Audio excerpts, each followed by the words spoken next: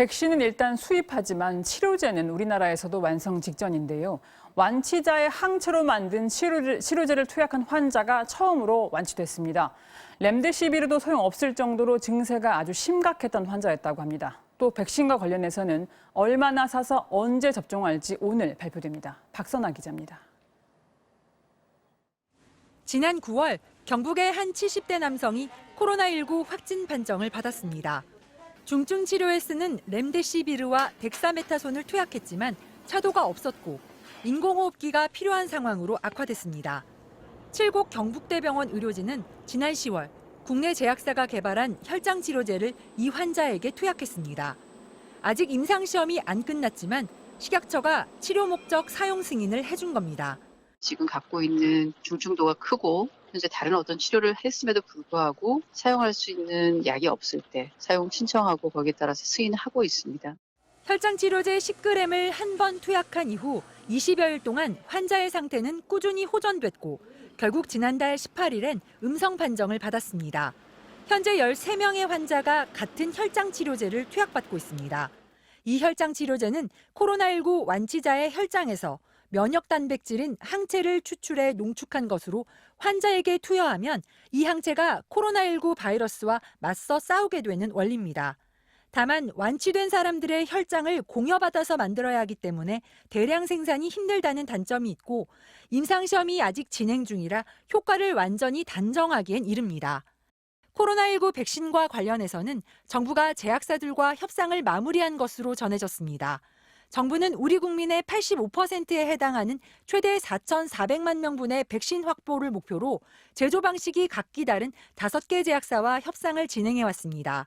또 미국이나 일본 등 다른 나라처럼 백신 접종 시 이상 반응이 나타나도 제약사들의 책임을 면해주는 이른바 면책특권도 받아들인 것으로 알려졌습니다.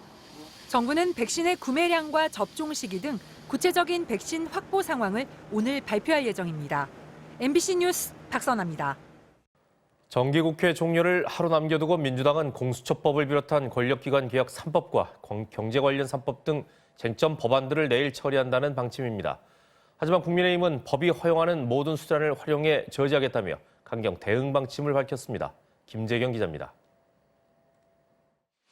정기국회 종료가 하루 앞으로 다가온 가운데 민주당이 공수처법 개정안 의결 절차를 본격적으로 추진합니다. 밀고 밀리는 공방 끝에 공수처법 개정안은 국회 법사위 안건조정위원회에 넘어간 상황. 최대 90일까지 논의할 수 있는 기구지만 민주당은 야당의 발목 잡기일 뿐이라며 오늘 법사위 처리를 완료하겠다는 계획입니다. 본회의까지 공수처법과 국정원법, 경찰법 등 권력기관 개혁 3법을 반드시 처리해 국민의 명령을 이행하겠습니다. 앞서 민주당은 야당의 반발이 계속되던 5.18 왜곡처벌법도 법사위 법안소위에서 단독 처리했고 이른바 공정경제 3법도 오늘 통과시킨다는 방침입니다. 그래야 내일 본회의에서 이들 법안들을 모두 처리할 수 있다는 겁니다. 국민의힘은 수적 힘만 앞세운 폭거라며 국회의장이 주재할 예정이었던 원내대표 회동과 정책위 의장 협의체를 모두 거부했습니다. 어젯밤부턴 철야 농성을 포함한 24시간 농성에 돌입했고 내일은 의결 저지를 위한 필리버스터까지 예고했습니다.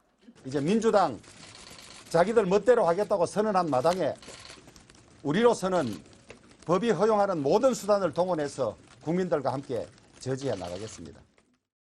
국민의힘은 민주당이 쟁점 법안 처리를 강행하면 의사일정 거부와 장외 투쟁까지 불사하겠다고 밝혀 연말 정국이 극한으로 치닫고 있습니다. MBC 뉴스 김재경입니다. 어제 열린 전국 법관 대표 회의에서는 이른바 판사 사찰 의혹 문건이 결국 안건으로 올라왔습니다. 해당 문건이 법관의 독립과 재판의 공정성을 침해할 우려가 있다는 이유가 받아들여진 겁니다.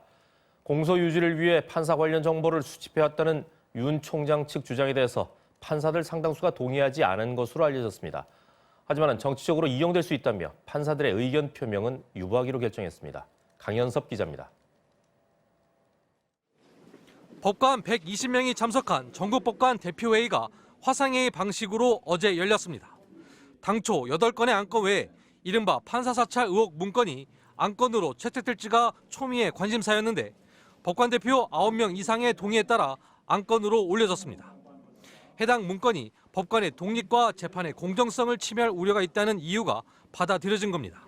그러나 판사 대표들은 법관 대표회의가 결론을 내리거나 의견 표명을 내지 않기로 결정했습니다. 일부 법관 대표들이 검찰의 법관 정보 수집이 부적절하고 법관의 독립성을 침해할 수 있다고 결의를 요청했지만 회의에 참석한 대부분의 판사 대표들은 재판이 진행 중인 데다 윤 총장의 징계위 역시 코앞으로 다가온 상황에서 의견 표명 자체가 정치적으로 이용될 수 있다며 반대 의견을 펼쳤습니다. 결국 투표 끝에 법관 대표들은 의견 표명을 유보키로 결정했습니다. 그러면서 결론을 떠나 법관은 정치적 중립을 지켜야 하고 정치적으로 해석되는 것에 경계해야 한다는 데 의견이 모아졌다며 아전 인수식 해석에 경계를 분명히 했습니다. 다만 공소유지를 위해 대검찰청이 판사 관련 정보를 수집해왔다는 윤 총장 측 주장에 대해 회의에 참석한 판사들 상당수가 동의하지는 않은 것으로 알려졌습니다.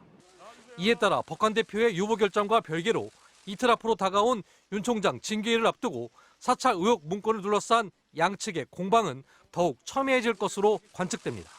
MBC 뉴스 강현서입니다. 북한이 중국의 석탄을 밀수출해 올해 3분기까지 약 4천억 원의 수익을 챙긴 것으로 알려졌습니다. 북한의 석탄 수출은 유엔 대북 제재 위반 사항인데 북한과 중국 모두 국제사회의 감시망을 피하려는 노력조차 하지 않았습니다. 워싱턴에서 여홍기 특파원이 보도합니다. 지난 6월 북한 남포항 위성 사진입니다. 화면상으론 식별하기 어렵지만 중국 깃발을 단 바지선에 석탄을 싣고 있는 장면입니다. 2달 뒤인 8월 중국 동부 저장성의 닝보 저우산 인근 해상을 촬영한 위성 사진입니다. 여기선 북한 깃발을 버젓이 단 선박 4척이 이동하는 장면이 포착됐습니다. 월스트리트 저널은 미 국무부 고위 관리들과의 인터뷰와 국무부에서 제공받은 위성 사진을 토대로 북한 선박이 지난 1년 동안 중국 닝보 저우산으로부터 수백 차례 석탄을 실어 날랐고 중국 국적 화물선이 석탄을 수입하기 위해 북한 남포항으로 가기도 했다고 전했습니다. 지난 2017년 유엔 안보리는 북한의 석탄 수출을 금지했습니다.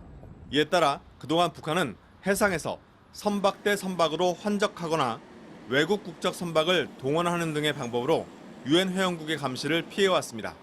하지만 이제 북한은 더 이상 국제사회의 감시망을 피하려고 애쓰지 않는다고 국무부 관리는 말했습니다.